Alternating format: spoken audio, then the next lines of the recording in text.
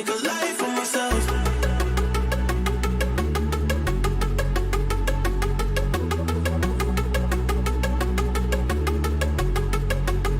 Make a life for myself.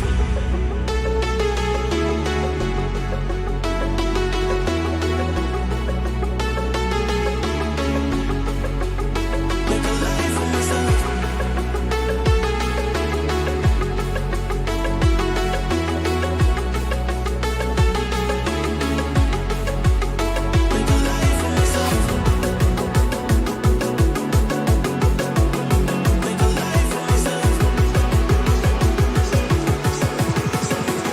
Make a life for myself. Make a life for myself. Make a life for myself.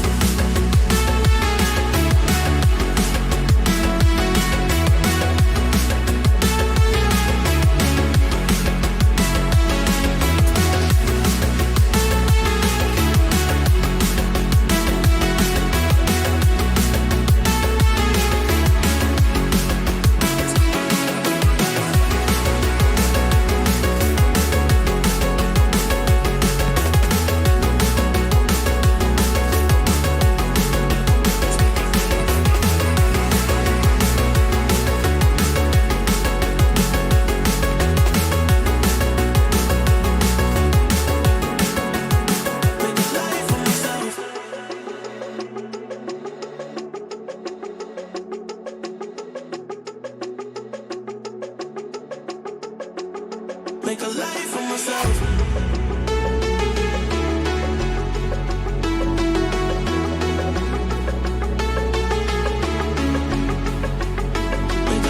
for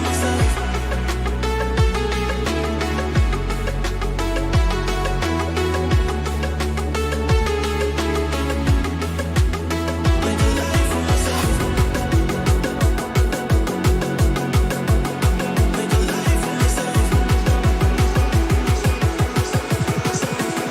Make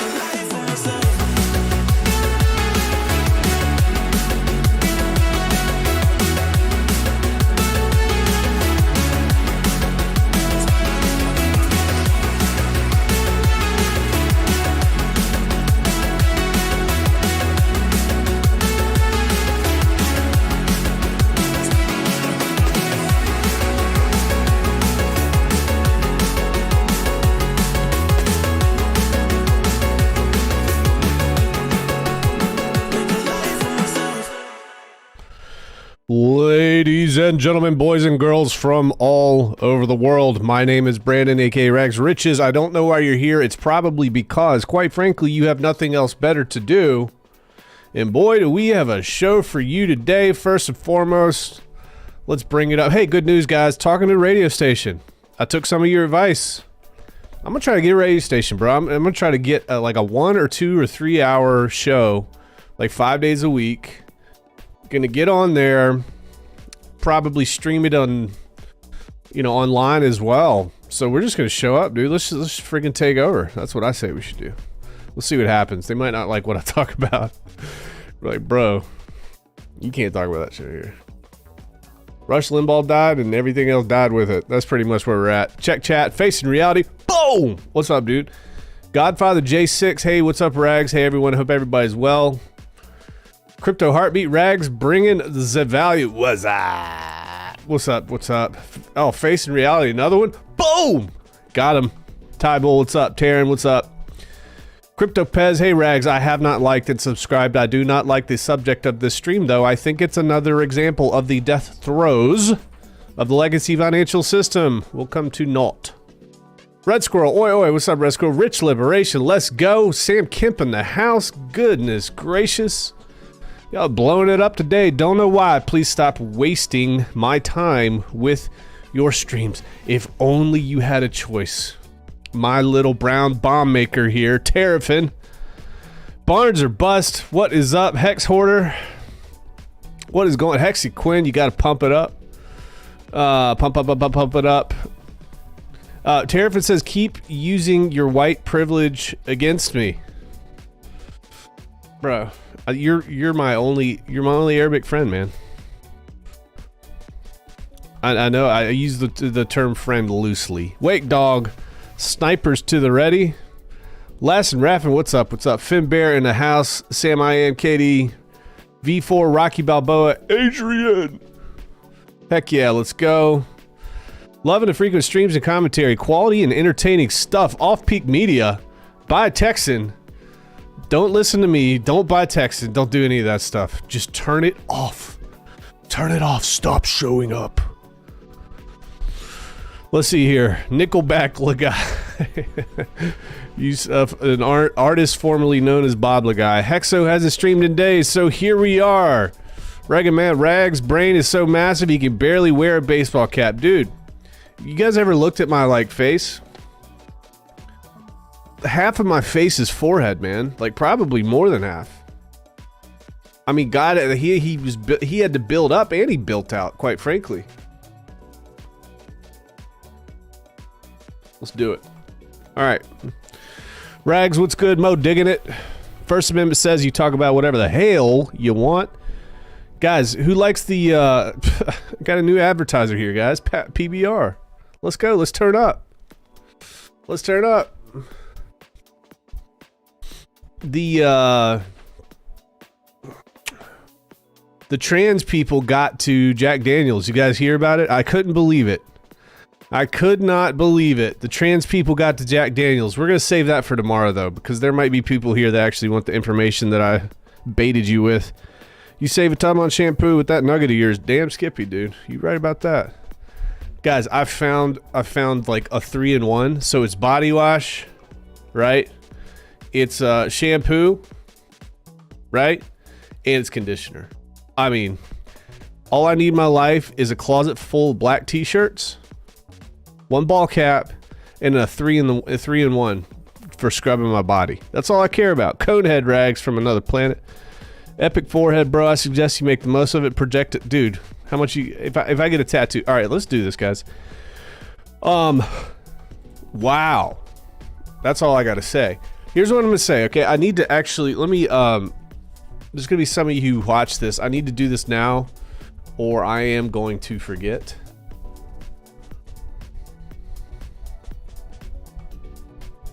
And I don't want to forget. At the bottom of this, and actually, let me try to open this up. Open link in new tab. Boom. All right. I'm going to save this link in the description here. And I'm going to do this ahora. I'm going to do this now. But you guys need to get this. This is the Treasury Department released a very comprehensive report on decentralized finance. And it looks like they are working with somebody that actually understands how this works. Now, here's what's interesting. There's two things to point out with this report. And I just saved it, so it should show up in the description here in a second.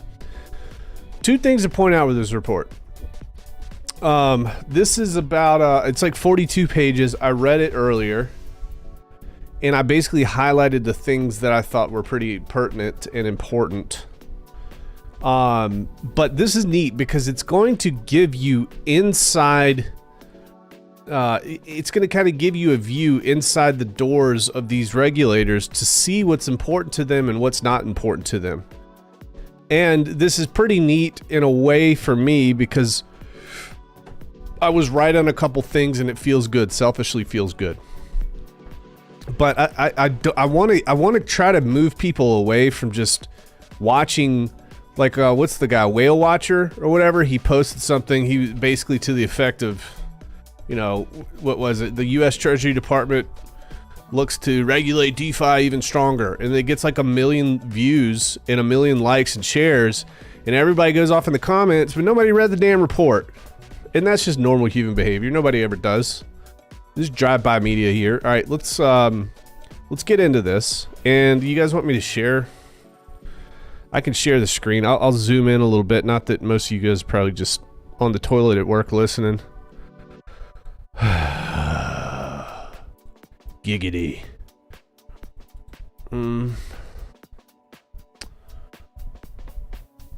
Here it is. All right.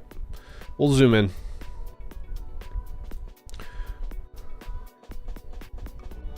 There we go.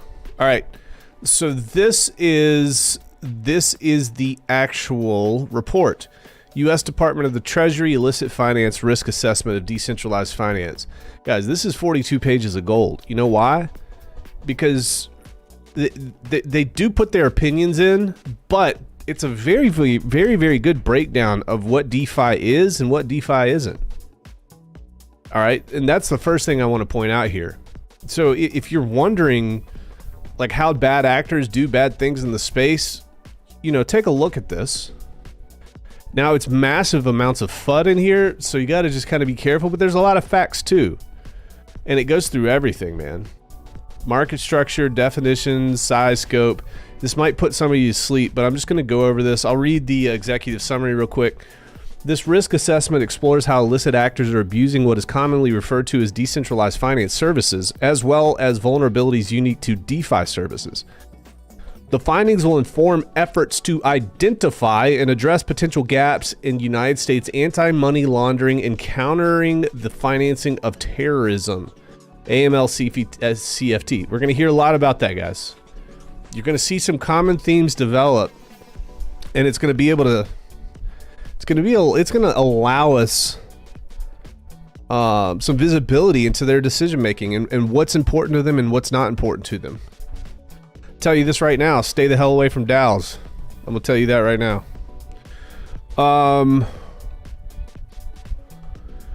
The degree to which a purported DeFi service is in reality decentralized is a matter of facts and circumstances. This term is frequently used loosely in the virtual asset industry and often refers to services that are not functionally decentralized. This is true. How many times have we seen all these quote unquote DeFi services? They claim to be DeFi, but they're not. I've said that many, many times. Most of crypto is not decentralized. 99.9% is not decentralized. And decentralization is a pretty broad term too. What does that even mean to you? Does it mean power over the currency? Does that mean power over the network? Does that mean power over the decision making and the governance? Now, this is also something that's going to be brought up quite a bit. This assessment finds that illicit actors, including ransomware, cyber criminals, thieves, scammers, and the DPRK, Democratic People's Republic of Korea, are using DeFi services in the process of transferring and laundering their illicit proceeds. All right. We're going to learn about some laws that were passed back in the 1970s that they're trying to apply to DeFi today as well. And you're going to see that the common enemy here is North Korea. They're going to use North Korea in every single example to strip away your freedom and rights and sovereignty. Okay, this is just what they're going to do. And this is not anything new. If you've been listening to this channel, we said it's going to be terrorism, state-funded terrorism, North Korea. That's how they're going to get this legislation pushed through. All right, so this is the first piece of legislation that we really need to understand. This is the Bank Secrecy Act. Now, if you guys aren't familiar with Bank Secrecy Act, we pulled up old Chat GPT here. The Bank Secrecy Act, also known as the Currency and Foreign Transactions Reporting Act, is a U.S. federal law enacted in 1970 to prevent money laundering and other financial crimes. The BSA requires financial institutions to keep records of transactions, report certain transactions to the government, and establish anti-money laundering programs to prevent financial crimes. Under the BSA, financial institutions are required to file currency transaction reports, CTRs, for transactions of more than $10,000 in cash, and suspicious activity reports for transactions that appear suspicious or involve potential criminal activity. Financial institutions are also required to verify the identity of their customers and keep records of their transactions. The BSA is enforced by FinCEN, which is the Financial Crimes Enforcement Network, a bureau of the U.S. Department of the Treasury. Failure to comply with the BSA can result in fines, civil and criminal penalties, and even the loss of a financial institution's charter. Okay, so that's the Bank Secrecy Act. So, you know, everybody freaks out about having to report $10,000 or more. That's where this comes from. 1970. It's interesting this comes up. I think I had a debate with Funding Jim on Cabanas, and we were talking about this very thing. So So in the United States, now that that's established, now that you guys know what that is, they're going to talk about this quite a bit through this whole report. In the United States, the BSA and related regulations impose obligations on financial institutions to assist the U.S. government agencies in detecting and preventing money laundering. So they're also going to define what exactly a financial institution is within this BSA. And I'm going to talk about that too here. So what is a financial institution? Because we need to define it, because it's very applicable. They're trying to say that DeFi falls under this purview. Let's find out. Under the Bank Secrecy Act, the BSA, a financial institution is defined as any person or entity that engages in one or more of the following activities. 1, depository institutions, which are banks, credit unions, saving associations that accept deposits from the public. 2, non-depository institutions, money services such as MSBs, which include check cashers, money transmitters, and currency exchanges. Securities and futures brokers and dealers, firms that buy, sell, and trade securities or futures contracts on behalf of customers. Mutual funds, investment companies that pool money from investors, casinos, insurance companies, and then certain types of businesses. So they can be jewelers, pawnbrokers, dealers in precious metals or stones, which are commodities that fall under the purview of the CFTC, right? Which may engage in transactions that involve large amounts of cash. In summary, the BSA broadly defines a financial institution as any person or entity that engages in financial activities, including accepting deposits, providing credit, or conducting transactions involving money, securities, or other financial assets. Okay, so now we know what the BSA is. Now we have defined within the BSA what is a financial institution. How do they define that? All right. And here's the thing. It's your responsibility under the BSA, if you fall under one of those definitions, it's your responsibility to partner with the government to stop AML. Isn't that funny how they word that? Isn't that funny how that's kind of come together? Do your part. It's your responsibility. You can't just be a business owner and transact. If you see something suspicious, you got to snitch. It's so important. Funny how they did that. Over the past 50, 60 years, are we more financially free or less financially free? What do you guys think here in chat? All right. All right, now we're going to start skipping through some of the things that I've highlighted here through these 42 pages. All right. So a DeFi services claim that it is or plans to be fully decentralized does not impact its status as a financial institution under the BSA. So they are saying, regardless if you're claiming to be centralized or decentralized, it does not impact your status as a financial institution. You can still fall under that. Now, one thing that I've noticed reading this whole thing, there are so many times where there's conflicting information and disagreements amongst these logical arguments, quote unquote logical arguments. So I'm going to point that out too. They say that here it can change. So despite this, many existing DeFi services covered by the BSA failed to comply with AML CFT obligations, a vulnerability that illicit actors exploit.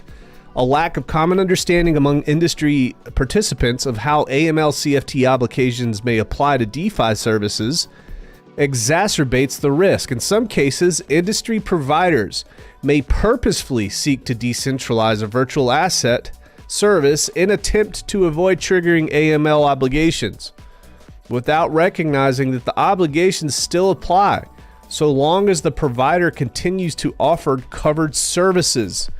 At the same time, some DeFi services developed with opaque organization structure may present critical challenges to supervision. And for cases in which DeFi services are not complying with their AML obligations, enforcement of applicable statutory and regulatory obligations will apply. All right, so what are they basically saying here? They're saying that, guys, if you're trying to hide from compliance and regulation through quote unquote decentralizing It's not going to stop you from having to comply with those responsibilities. That's what they're saying here. Now, one thing I will point out too, and we'll just kind of drop this a little bit early. No point do they ever talk about how a truly decentralized application, which represents a very, very small amount of what's out there, how do they regulate a truly decentralized application? How do they enforce these things? How do they penalize these things? The only way that I can think of them doing something is to have maybe the founders take down the front end, which integrates to the blockchain. Maybe that's the only way, but then that doesn't really matter because anybody can create front ends for these purposes. This assessment also finds that to the extent a DeFi service falls outside the current definition of financial institutions under the BSA, and they call that disintermediation in this assessment, a vulnerability may exist to the reduced likelihood that such DeFi services would choose to implement AML. So now they're saying for those people who actually don't qualify, the rare occasion they don't qualify as financial institutions, and that might be some of the projects we know in our ecosystem here. They're saying there's still a problem there because there might be vulnerabilities that can't be helped out here. Very, very interesting. So, let's see here. In cases in which a DeFi service falls outside the scope of the BSA, this can result in gaps in efforts by the DeFi service to identify and disrupt illegal activity and identify and report suspicious activity. Remember, it's your responsibility. You are a legally mandated partner of the U.S. government now. How does that make you feel? I didn't sign up for this. Doesn't matter. Under the BSA, you are a financial institution, and therefore, you are in partnership with us, with the gun to your head. All right. So they need to report suspicious activity to law enforcement and other competent authorities. Globally, under the standards set by the Financial Action Task Force, which is FATF, FATF, the global standard setting body for AML, DeFi services that lack an entity with sufficient control or influence over the service may not be explicitly subject to AML CFTC or CFT obligations. All right, they're giving a little wiggle room there. They're saying, okay, if they don't check any of the boxes, they may not be explicitly subject to AML obs. But they also say that that leads to potential gaps for DeFi services in other jurisdictions. All right. Gosh darn it, Bobby. Okay, good. All right, so let me check chat here real quick. We're moving along. We're already 20 minutes in, man. All right, cool. Let's see. Texan tailgate in the house. Sam, I am not. She's in the house. Looks like a normal face to me. Dude, you can't say it. That forehead, man. That forehead ain't normal, dude. That has the highest albedo of any human being, bro. I can burn ants with my forehead if I get the right angle. Sunlight, what is that, like 33 degrees or something? Could someone please let Terrafin know that all questions and comments should be directed to my secretary? Also let him know I'm looking to hire a secretary if he's interested. Immutable in the house. What is up? Crypto Compassion, what is up? Handyman, what's good? Stop advertising alcohol. Maybe the trannies being supported by them. You shouldn't. Yeah, well. Have you checked the stock price of Anheuser-Busch? I don't think it's crashing hard. I think it's kind of flatlining though. It's flat. Well, it's not crashed yet. It's flattening out.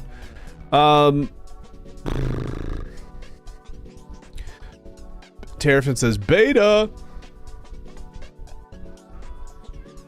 Yeah, it's a good point, Terrafin. I'm glad I'm not the terrorist anymore. These days Brandon is. You're right. Now's your time to shine, homegirl. Sweet Jesus, I'm only 10 minutes late. Jawa in the house. Church of Universal Oneness. What's up, Rags? People with red beards look suspicious. I concur. 100%. Do not trust people with red hair, especially if they're females. Especially if they're hot. That's the true unicorn. A hot redhead female, especially if she's like submissive, caring, and kind and compassionate. Be careful, guys. That's danger. That's an Android. For my Android fans out there. This stream is so unlikable. Imagine Rags with an FCC license and bringing Thoths versus Trap round 2 on AM radio. Poor guy has no chin. Do I have no chin? I got a chin. Gotta push it. Let's just, right? I got a chin. Got some chin action there. Why are people constantly selling off Texan token? Trying to drive the price down to buy more at a lower price. It's, well, that's just what people do. People buy, people sell. Ebbs and flows. Cookies in the house. I'm just artist formerly known as Orca, and then formerly known as whatever before that. Snitches get stitches. Imagine the portraits of history. Washington, Andrew, Jackson, Ulysses, S. Grant, Rags. Artists may embellish the chin region, maybe Elon. Also bringing about the vax doesn't help. Cool, cool, cool. Rags needs a flat earth secretary? No. Difficult position here. Okay, all right. Let's keep going. Let's figure this out. Terrafin makes a good point. Texan is a rug. We'll eventually get to 0. We're going to talk about rugs. We can talk about rugs in here. All right, where did I highlight next? What was the most important thing that I pulled? And we're skipping pages here. Okay. The natures of the activities in which a person engages is the key factor in determining whether and how that person must register with the CFTC, the FinCEN, or the SEC, okay? While the degree to which a person is centralized, a person or entity, within decentralized finance, that's what we're talking about here. While the degree to which a person is centralized could impact the services it provides, persons engaging in the activities of financial institutions as defined by the BSA, regardless of whether they are centralized or decentralized, will have these obligations. While the degree to which a person is centralized could impact the service it provides, persons engaging in the activities of the financial institutions as defined by the BSA, which we defined earlier, regardless if they are centralized or decentralized, will have these obligations. For example, if a DeFi service does business wholly or in substantial part in the United States and accepts and transmits virtual assets from one person to another person or location by any means, then it is most likely qualify as a money transmitter and have the same AML obligations as a money transmitter offering services in fiat currency. Woo! And this is why you have courts, right? Because they're just making this shit up on the fly, folks. They're making it up on the fly. Now, this report, it's just a report. There's a lot of assumptions here, but it gives us a look inside their head. Let's see where they're coming from. Industry claims there is insufficient regulatory clarity in the space. So how many times have we heard that? We hear that on Twitter. Coinbase is being calling the SEC out. Gemini is calling the SEC out. And people are jumping ship and moving to different countries. They're saying, hey, listen, there's not enough clarity on these things. Why are you coming down on us? We came to you with our whole business plan, and you guys said, okay, that looks good. And now we implement it, and you're coming down hard on us. What's up with this?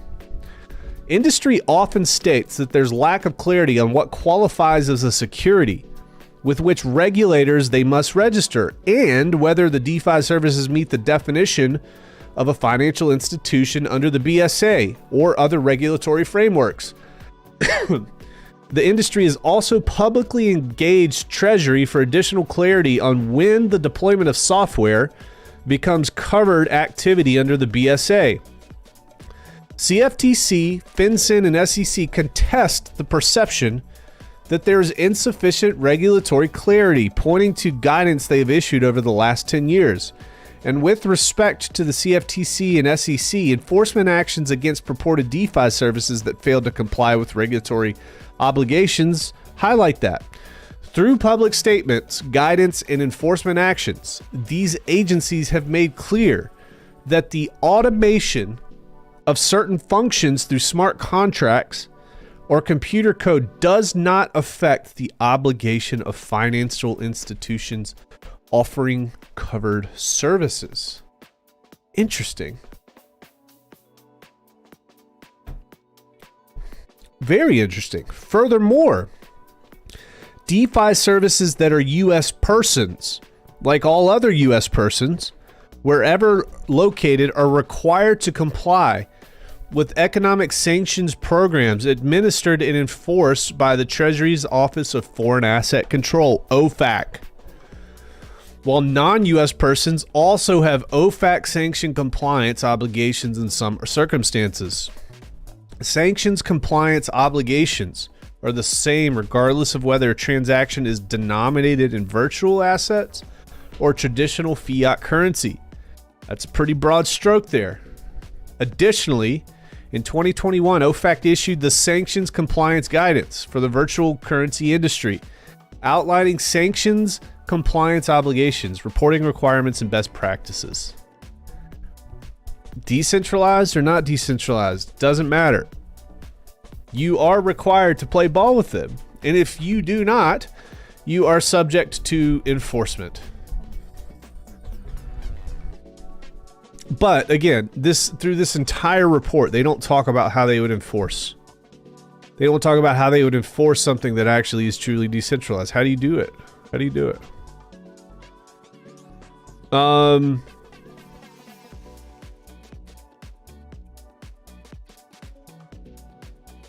Expedition says, one of my daughters is redhead. She married a redhead and now has a redhead son. Bullish on redheads, bro.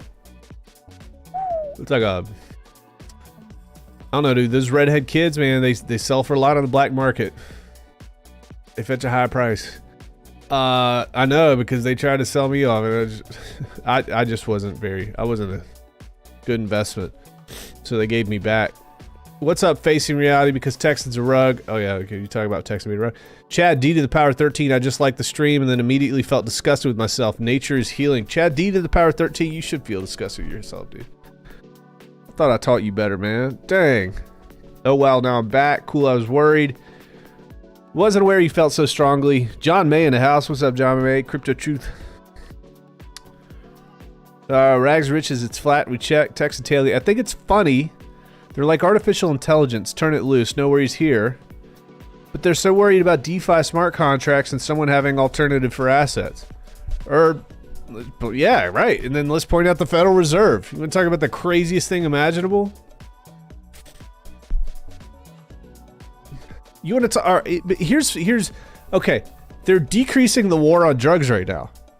How many billions of dollars of street money in the United States, man? Billions. Unaccounted for. Where's their war on that? I bet you, dude. I bet you crypto transactions as compared to drug markets in the United States, it's probably like 0.5%. It's small. I promise you, it is small. That's what she said. How can I get a notification when you're live streaming? I've just been lucking out lately. You can't. I'm sorry. YouTube screwed me a while back, probably about a year ago. And if you guys notice my following, I'll go up 10 followers and immediately the next day they subtract 10 followers from me. They got this crazy new rule that they can do that. If somebody hasn't interacted with your channel in X amount of days, they can just remove that follower from you. Look it up. It's crazy. So that's their tool to make sure that nobody hears my dangerous ideas. So sorry, man. Wish I could help you there. Okay, here we go.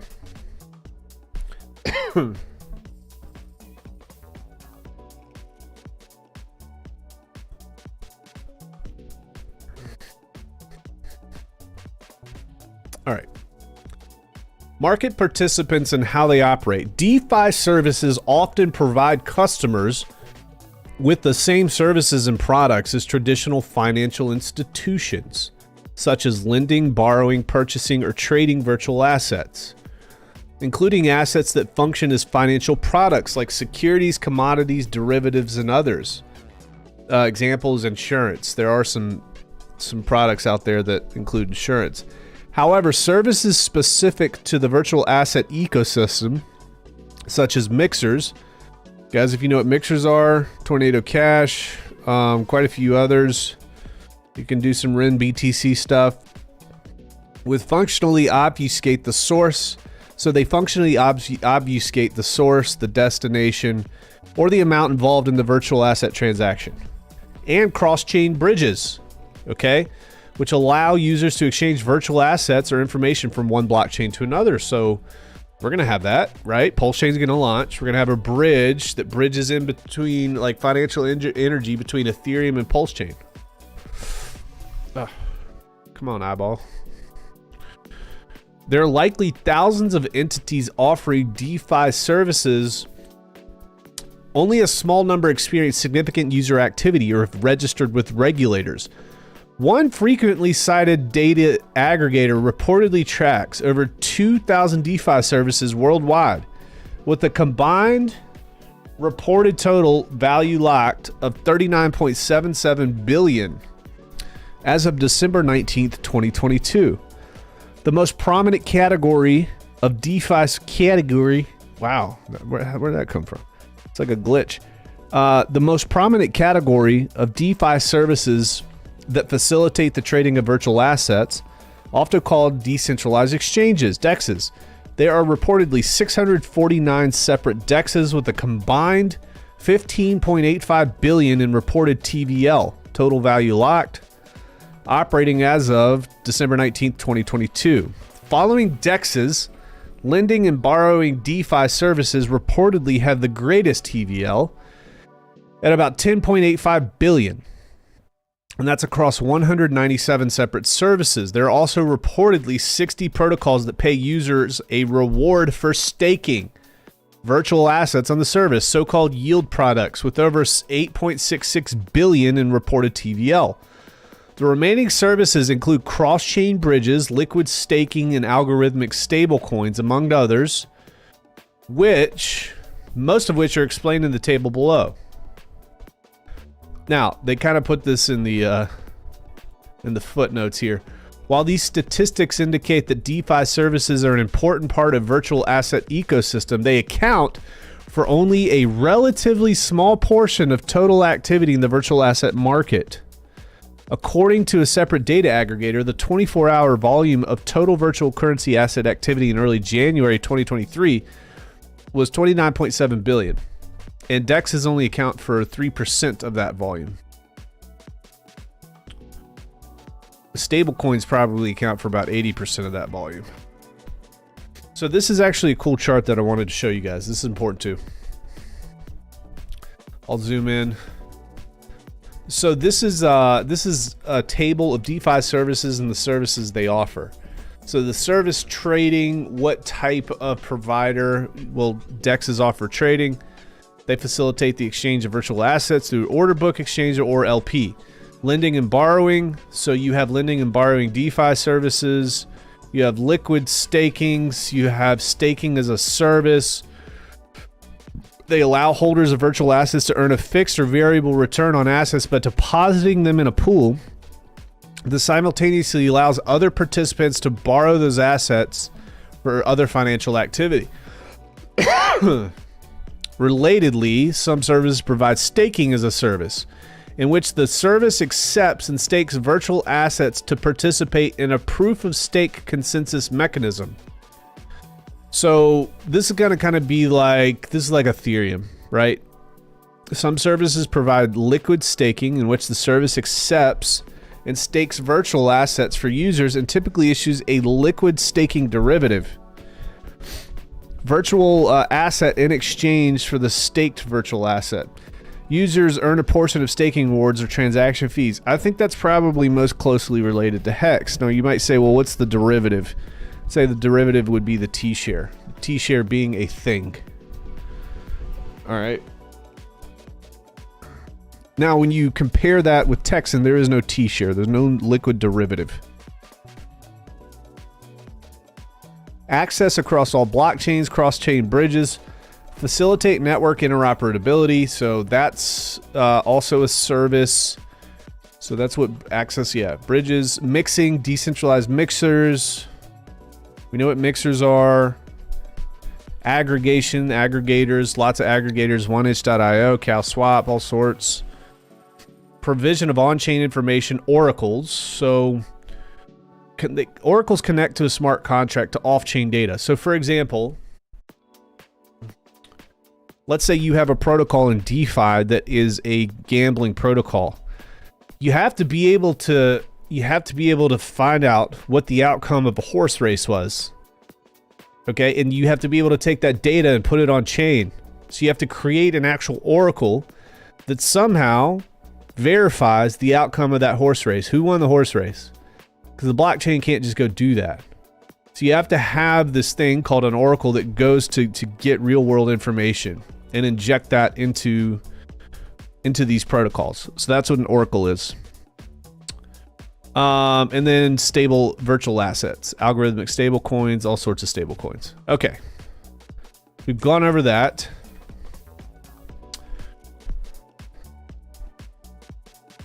Users may choose to trade assets via a DeFi service rather than a centralized exchange for several reasons.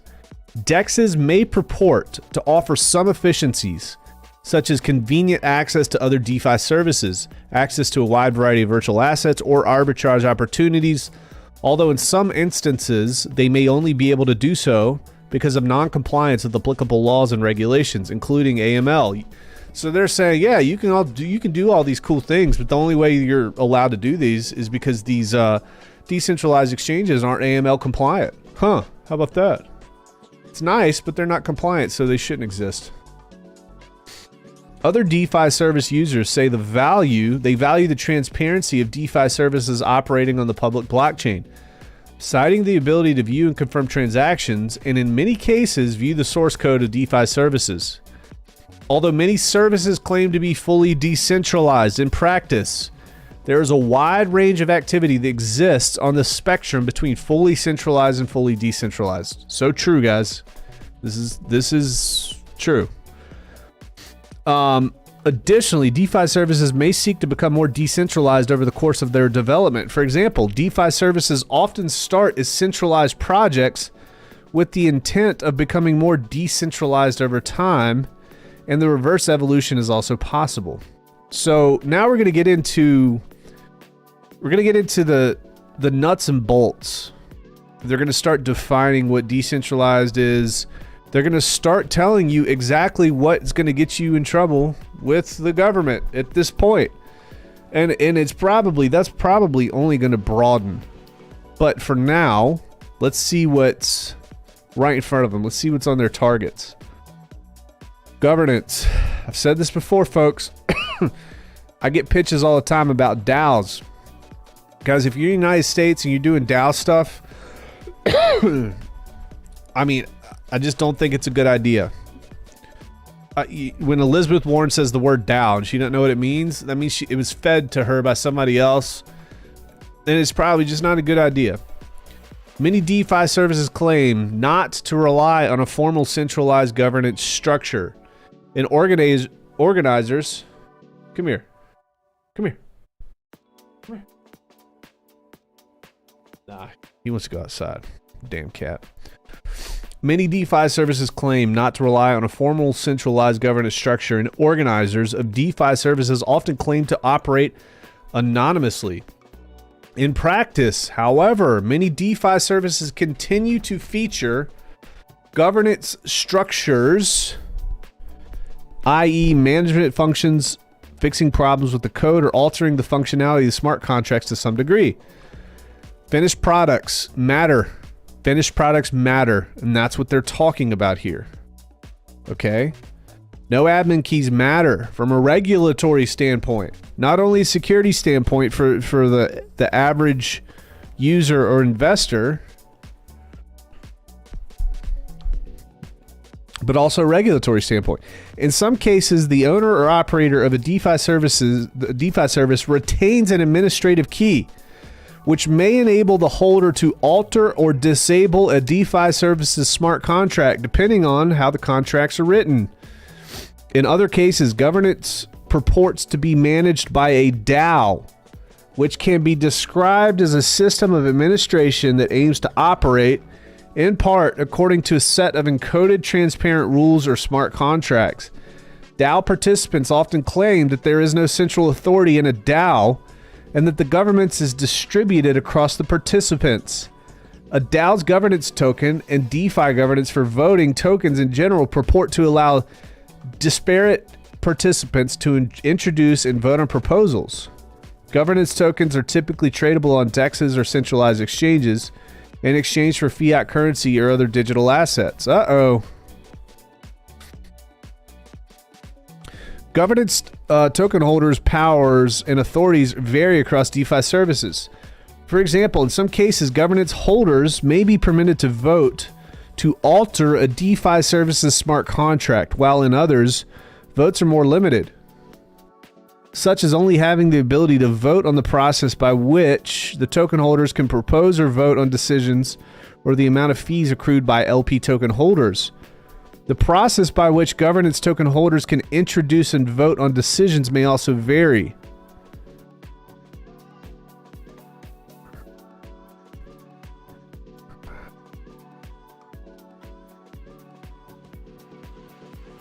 Scanning through this real quick, guys. So wordy.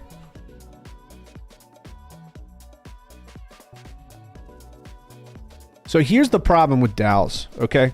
Here's what a DAO is. Really what a DAO is, to the founders, the DAO is used to kind of create a layer, an insulated layer of regulatory protection. All right, now how is that? Well, if they can say, hey, listen, we don't control things. We just put it up for vote. All right. And that sounds good on the surface, but what do you see in a lot of crypto? Well, you see that the owners are actually people who own a majority of the supply of whatever is used to vote with. So really, they are influencing this in a major way, and the voting power is extremely centralized with those founders. So that's one thing that you see here. And that's one of the things that they actually pointed out.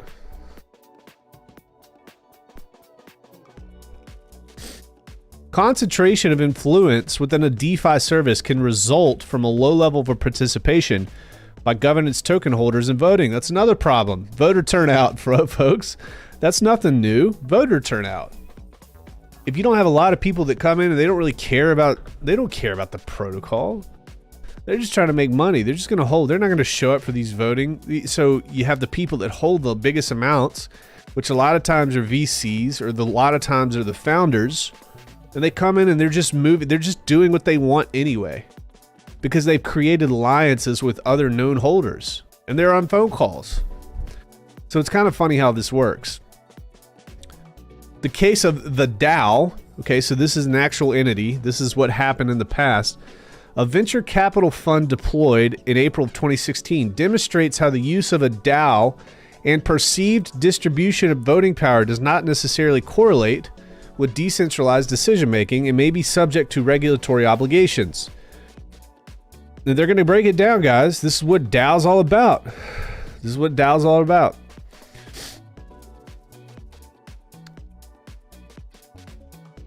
All right, so in this example, the core group who deployed the DAO chose curators. Okay, so they chose these people called curators who reviewed proposals prior to a vote, had ultimate discretion as to whether or not to submit a proposal for the DAO token holder, and could make changes to the voting process. Sounds pretty centralized to me.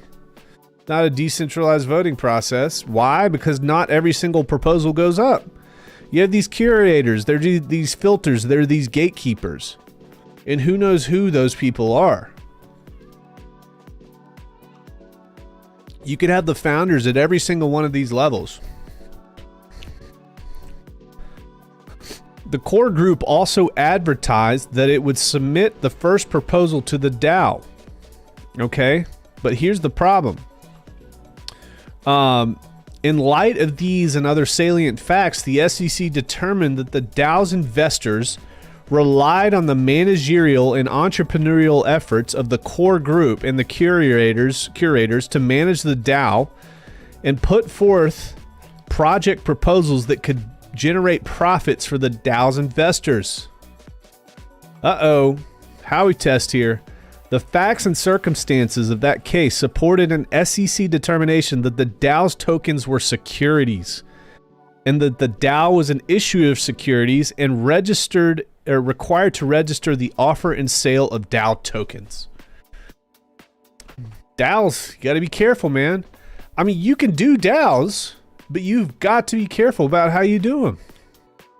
Because if you got a small group of people, you got these like curators, for example, that do this, you got to watch out.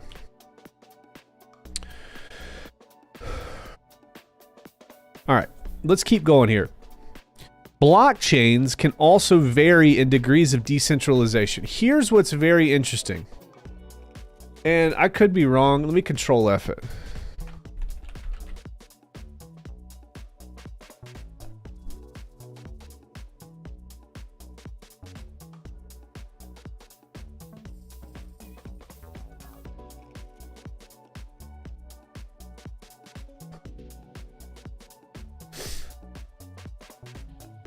All right, yeah.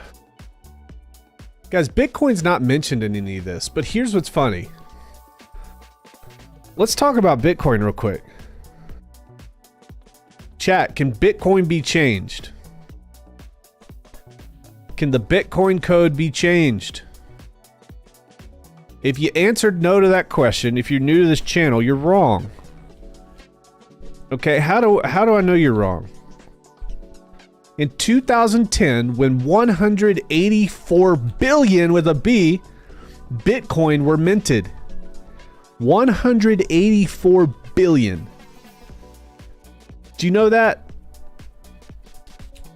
How do you think Satoshi Nakamoto was able to fix the problem and roll the chain back? How is that? Bitcoin improvement proposals. Okay? These are proposals that are kind of pushed forward, and the people who own the most amount of hash power are able to vote and determine whether or not those proposals are going to move forward. Do you guys know that? Most people don't. Now, here's my question. If you have a small group of developers and a small group of people who actually control a majority of the hash power, which we know that probably 0.1% control 50% or more of the hash power, 0.1% of entities,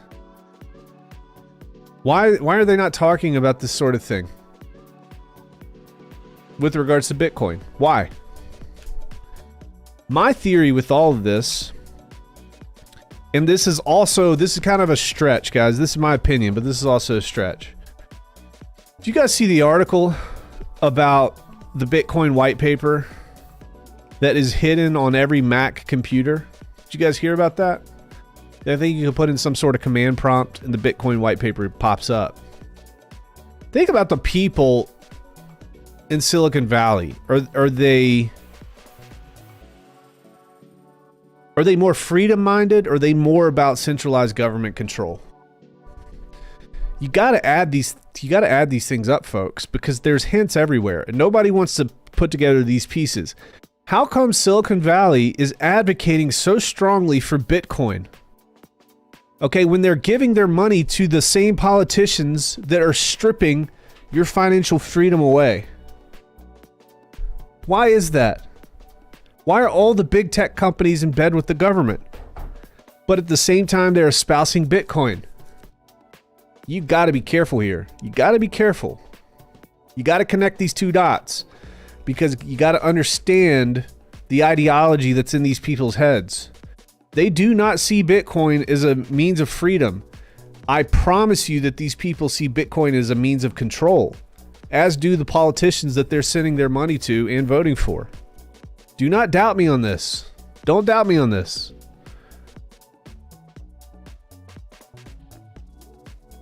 When I see these 42-page reports from the Treasury, you don't have Bitcoin mentioned one time, except in one portion it talks about this guy who scammed 50,000 Bitcoin off of Silk Road.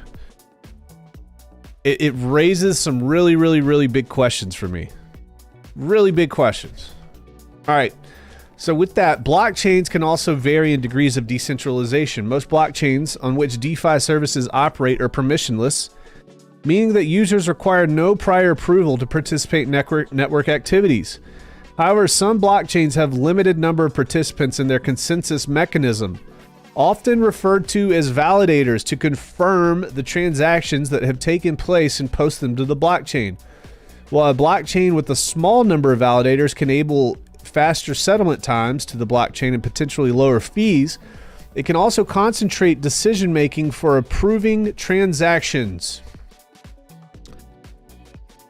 And apparently that's wrong for everybody else except Bitcoin. How come nobody's talked about it? It's wrong for everybody else except the Bitcoin. Let me check something here real quick. I know we got some listener fatigue, man. We're going in it. We're almost done. We got to keep pushing. We got to keep daggone pushing here. All right, let's get into this. Let's keep going, guys. For example, people with sufficient mining power or staked virtual assets could prioritize their own transactions over others. Well, this kind of outlines the fact that they don't understand consensus. Even blockchains with hundreds of thousands of validators can experience concentration if a small group of persons commands a large portion of the mining power. Staked virtual assets, proposed transaction blocks, or other means of controlling the consensus mechanism. Oh, really? What are you essentially doing with Bitcoin when you buy that miner? You're staking your money in that thing to make a return. And then you're selling it off and the market dumps. All right? And if you control the hash power, you control the network. This is what's funny about all this. The government is in bed with Bitcoin. I think that the Bitcoiners, the Silicon Valley folks, got in bed with this. They got in bed with the government a long time ago. And they pushed this Bitcoin narrative. I've seen really smart people on Twitter sucked into this with no ability to be able to think anymore. Now, what I'm not dunking on Bitcoin. It's better than what we have, but I truly believe it's completely compromised at this point, especially when you have a Federal Reserve or centralized economic system that can print as much money as they possibly want. If you have somebody that can print as much money as they want, doesn't that mean they can buy whatever they want to? What makes you think they're not buying up this crypto market, especially when the Federal Reserve isn't required to have any congressional audits? They don't ask permission. They're privatized. They're separate. You must be crazy. And you're going to start seeing this. You've seen this already with the centralized banks in Europe. They're already allowing minimums of at least 5% of digital assets on their balance sheets for the first time ever. Like officially.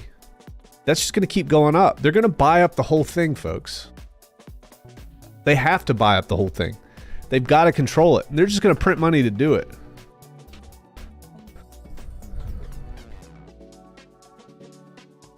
All right.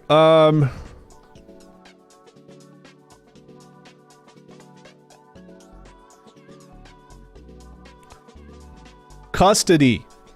Some DeFi services purport to allow users to self-custody their virtual assets through their own digital wallets, claiming that users retain control over their virtual assets during interactions with the DeFi service. The retention of the virtual asset by a user will depend, however, on the type of DeFi service with which the participant is engaging. In many DeFi services, users are required to deposit or lock up their virtual assets in a smart contract. In some cases, an individual, group of individuals, or an entity will retain administrative key, as noted above, to that smart contract, or otherwise be able to change the smart contract and, as such, may have effective control over participant assets. For example, in the case of BZX DAO, as described above, the DAO is able to access and control the operation of and funds held in the relevant BZX protocol smart contracts. The use of administration keys was determined by votes of DAO token holders. So the token holders voted to allow people access to that bridge. Now, The bridge between Pulse Chain and Pulse Chain and Ethereum will also have admin keys. It's not because we necessarily want that, but it's because there is no other technological solution right now that satisfies the requirements that are needed for a bridge without administrative keys.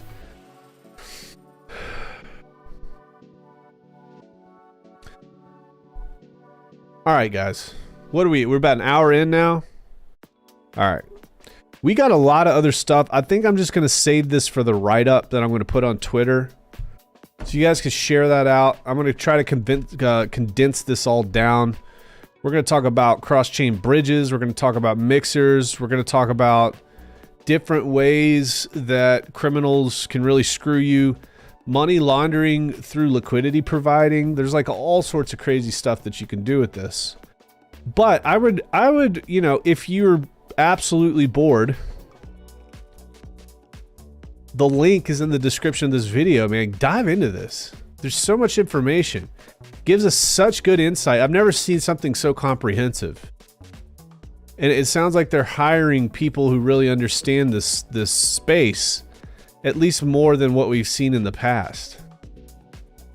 Yeah.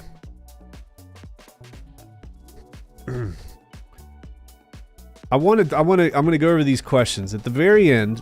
This is pretty cool. They say, based on what we've reported, here's some questions that we have that need to be answered. What factors should be considered to determine whether DeFi services are a financial institution under the BSA? If you don't know what the BSA is, it's the Bank Secrecy Act, passed in 1970 to basically force financial institutions to cooperate with the government about whether or not they think that there's some shady financial transactions. 2, how can the U.S. government encourage the adoption of measures to mitigate illicit financial risks, such as those identified in Section 5.4 of the report, including by DeFi services that fall outside of the BSA definition? Yeah, AML is crazy. AML, nobody wants to participate in that.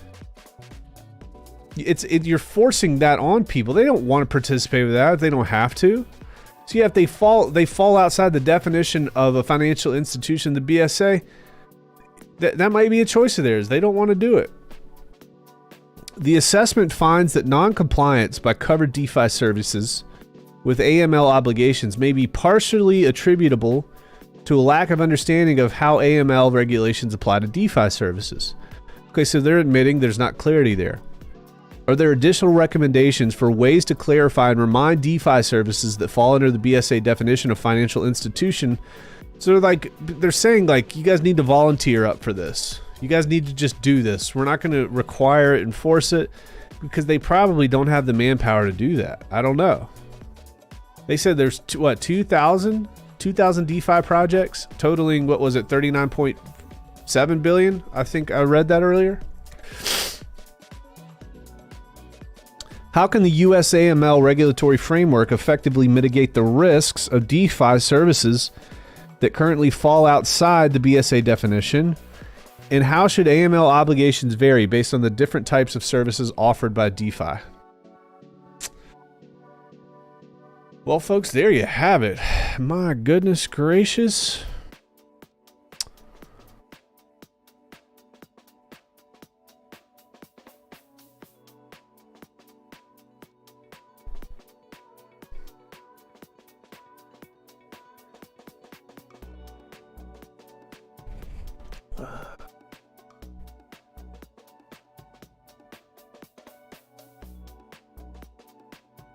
I want to buy some Texan token. Will it have discount and premium phases as compared to the perpetuals or not?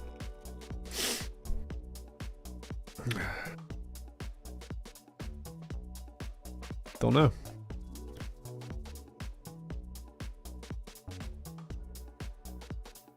We got to get rid of the Fed. It's only report, not yet law, only guidance. Here's the problem. You know, you're right, but here's the problem. We saw the Treasury Department act unilaterally with no congressional debate or discussion whatsoever when they cast out Tornado.cash and put them on the OFAC non-compliance list. And there was no warning. It just happened.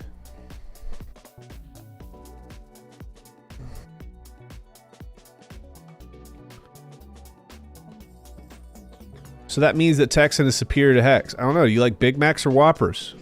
Some people like Big Macs. Some people like Whoppers. Some people like both. Chainlink will be huge if they can get their stuff together. Even in your eye once you stop talking. Leave the ginger alone, let him speak. He doesn't get to at home. Oh, yeah. That's not how that goes. Arbitrum DAO ended up being a scam. Yeah, I saw that. Isn't PulseX going to have a DAO? Well, yeah, so, I mean, we discussed everything to do with DAOs. What are they looking for? Is it centralized in any way? Who owns a majority of the supply? Like, who owns the majority of the supply? You're going to say, well, we don't know. Well, they're saying that that could be a problem, according to what they're thinking.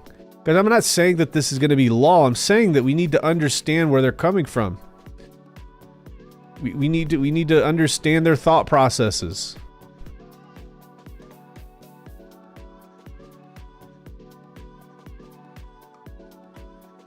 PulseX is a nuclear warhead. I agree. BTC code could be changed. Yes. No one's going to make 100x on Bitcoin. That's why it's not in there. Roll it back, roll it back. As far as I know, we can't even tell if we're the old or new chain. Spaghetti code, inflation bug, lizard. When liquidity providing course, please. Hi fam, hope everyone's well. Rags, have you been using hydrochloroquine?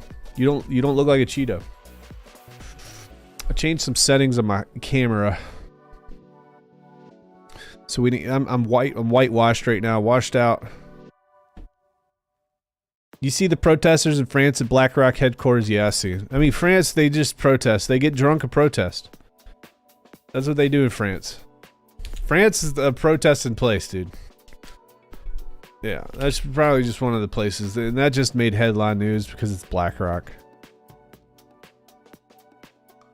It's like tax. They can't make tax lawful, so they rely on compliance and voluntary declaration. Yeah. Or they'll pass a law that they know that they can't actually enforce. But if you get caught, then they'll basically let the people who get caught get screwed. It's kind of weird. 2 all beef patties, special sauce, lettuce, cheese, pickles, onions, and sesame bun. You people are gross. You eat fast foods. I don't even know what a French fry smells like. Pfft, bro, I'm gonna tell you right now, man. Fast food tastes good. Fast food ain't good for you necessarily. Unless you're from a third world country, you don't have a lot of money. It's the most calories per dollar you can get in the world, I think, is a Big Mac. The only war, the French one, was the French Revolutionary War. Oh, I eat French fries through my rear end. I'm addicted. Terrafin. Hex Rockstar, you're not washed out. The image is fine. Don't make it too saturated like before. Roger Dodger. Ladies and gentlemen, boys and girls, here's a quick reminder. I don't like any of you. I'm shaming you for being here. You shouldn't be here. You can check me out on @Rags2RichesFam. Make sure you leave some really bad comments. Texan.cc. And then be sure to follow Richard Hart. Because we're what, testnet v4? Told you guys that was going to happen. Did I tell you that? You guys remember when I told you, I asked Richard on his last live stream, I said, is this going to be testnet v3 or is this going to be testnet v1 of ETH 2.0? And he said that's what it was going to be. So I don't know. I think we're very close though. Now I think we're close. I mean, what did he say here? We'll see what the man said. See what old Richard said.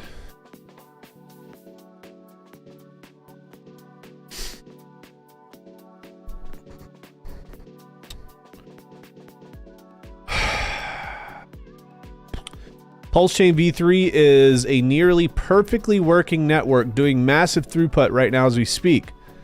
PulseX is working great too. Most of crypto would kill to have something anywhere close to as good as what we have right now. Decentralized smart contracts burning everything. Richard says, I'm sorry for saying V3 would be the final testnet. I really thought it would be. I prefer the safer and more secure public testing of what will become mainnet.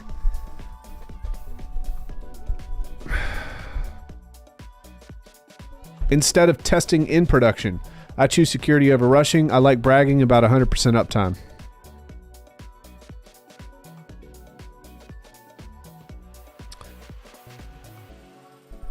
And then V4 inflation upgrade next week. PulseX News just needs to bridge over the Ethereum testnet to get a dummy stablecoin bridged over to show values. Transactions can be seen at the bottom. People see V4 and think, oh my God, when mainnet, the answer is sooner than we ever have been before. There you go, guys. Things are looking good. I don't like lose sleep over this.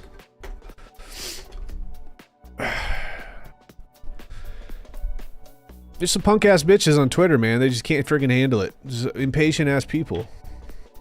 Impatient ass people. And they're still gonna complain when they do 100x, 1000x, or 10,000x. People are still gonna complain. Just how that goes.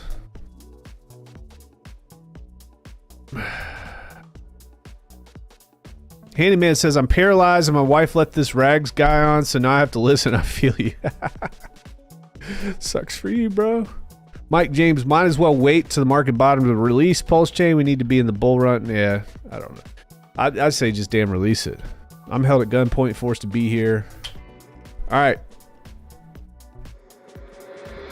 Rags to riches. Do not like, comment, or subscribe. I'm out of here. Thank God.